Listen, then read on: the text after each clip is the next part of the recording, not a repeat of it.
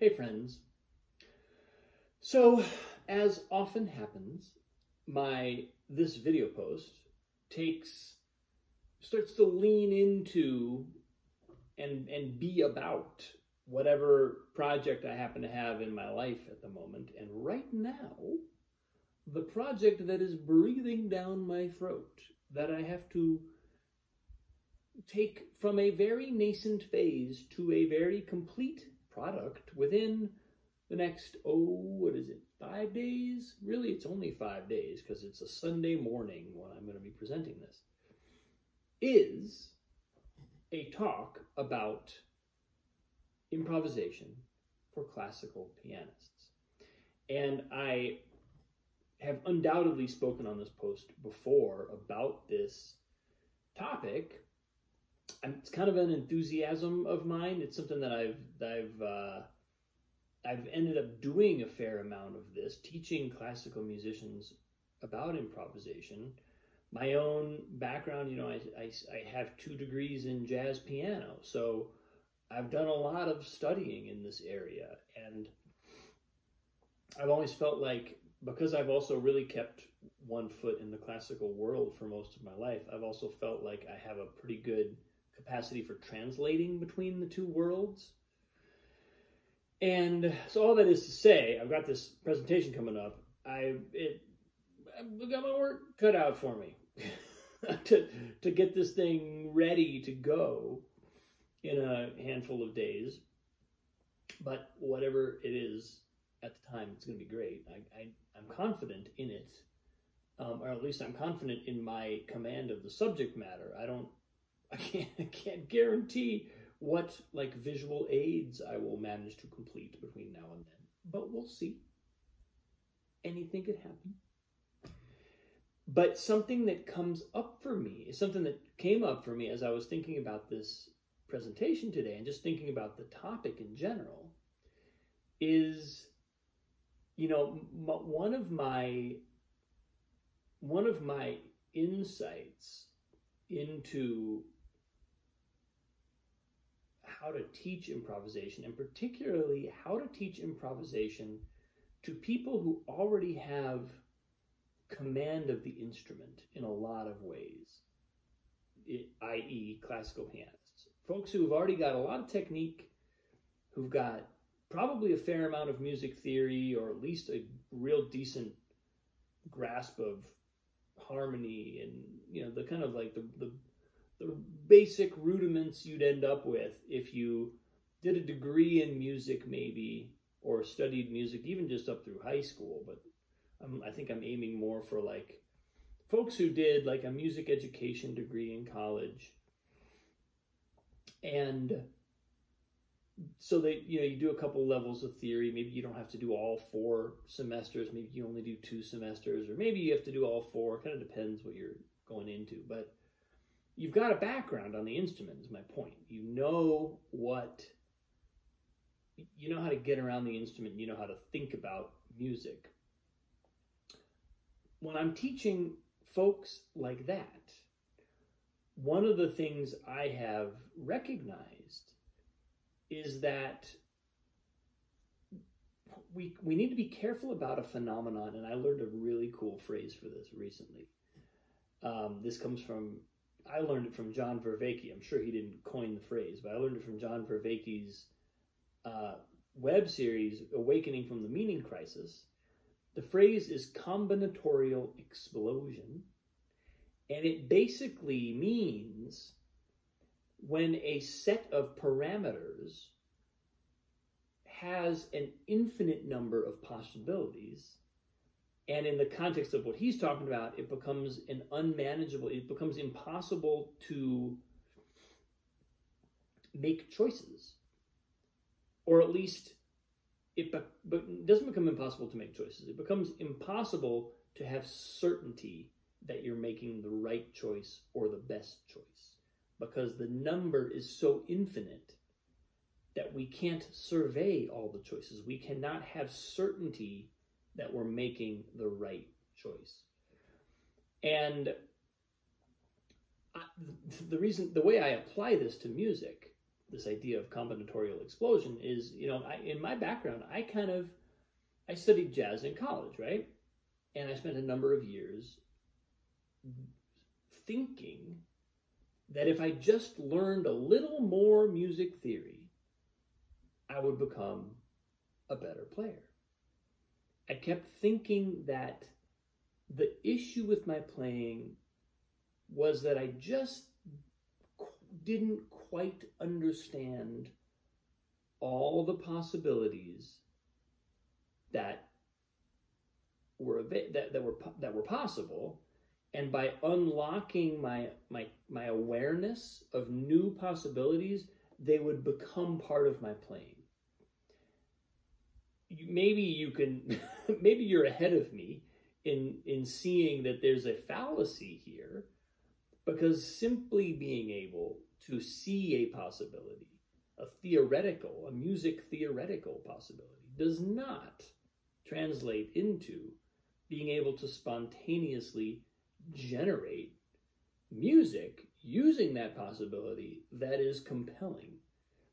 Those two things are very different.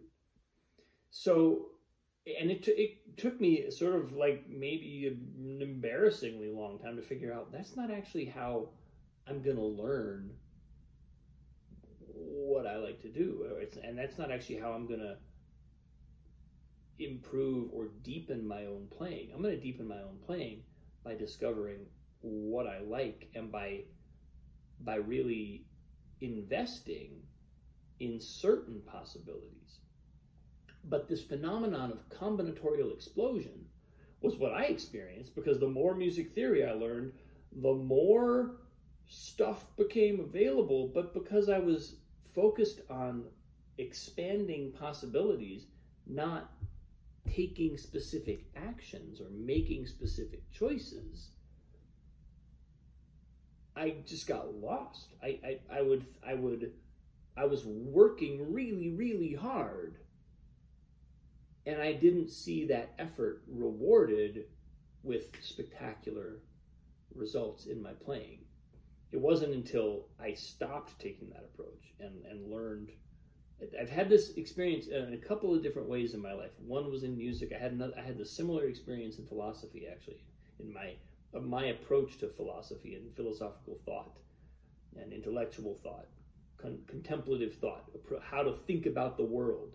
There was a time when I thought, if I just learn a little more about how the world works, I'll finally feel right in the world. And then there was a moment, or at least a period, where the penny dropped, that like, oh no, just learning more thoughts about the world is just going to be more thoughts. It's not going to ever actually give me that thing. It's not going to give me that bedrock, that certainty, that core conviction that I'm looking for. Very similar thing happened to me in music. And I think, I'm drawing all this out because it sort of applies to teaching folks how to improvise when they already have a ton of skills. Somebody who can play like a Chopin ballade on the piano has got technique to burn when it comes to playing, I don't know, How Deep Is the Ocean, or whatever like jazz tune you might need to play. A highly classically trained pianist has tons of skills. But do we know how to use those skills? Do we know how to make choices using those skills? And a lot of times what I've found is there may be some new possibilities that we need to present people. And there are certain new possibilities that we need to present people with and kind of concretize for people. But the far more important task that needs to take place is we need to take people from an overwhelming number of just possibilities upon possibility, a combinatorial explosion of possibilities, to a manageable range of options, so that when we're making choices in the moment musically, in the flow of time, literally as we're playing, our range of options is manageable. It's relevant to the style of music that we're playing. It inspires us. We like it. It does something to us that makes us feel good and want to play more. It gives us that kind of fulfillment, right? You notice how these are all things that don't hinge on an infinite number of possibilities. We might only need a handful.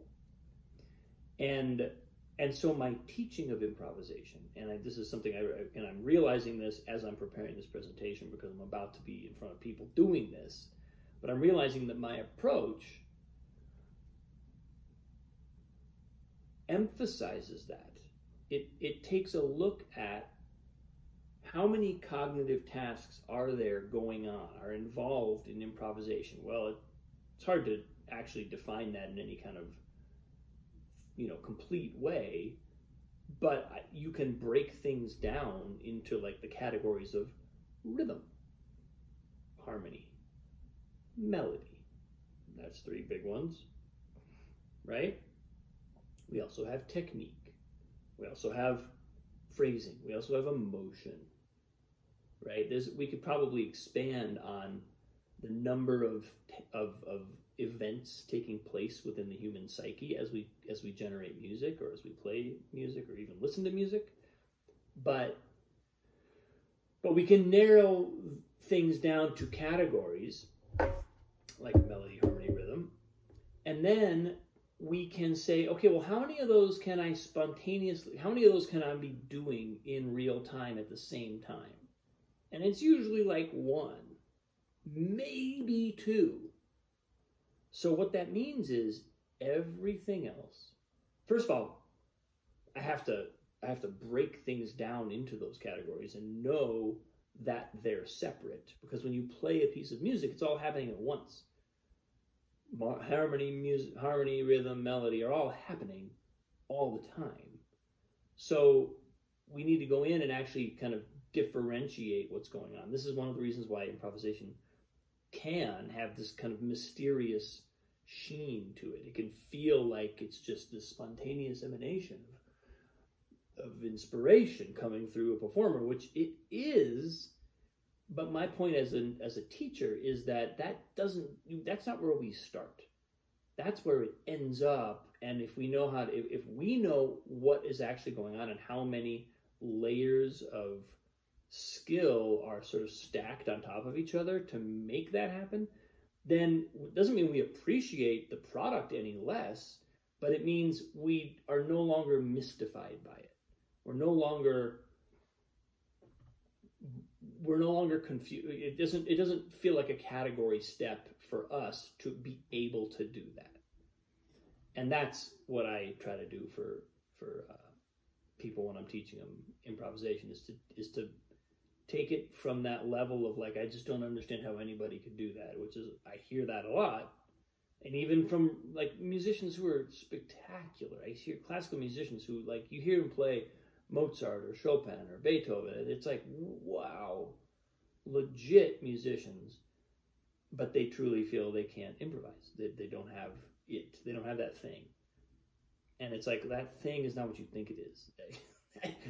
It's things, and I can show you, and you can do each thing along the way. And if you do that, if you build that scaffold, if you stack those skills, you'll be blown away.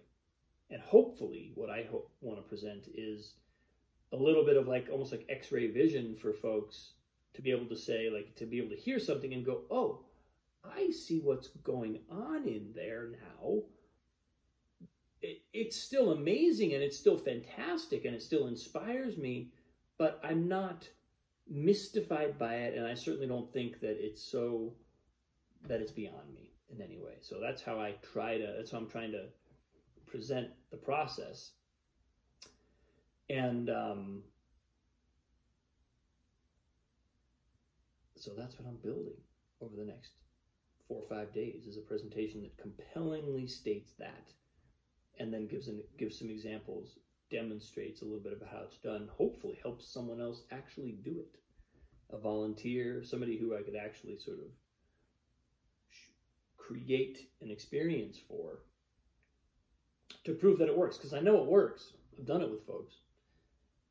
You know, how long does it take? That varies.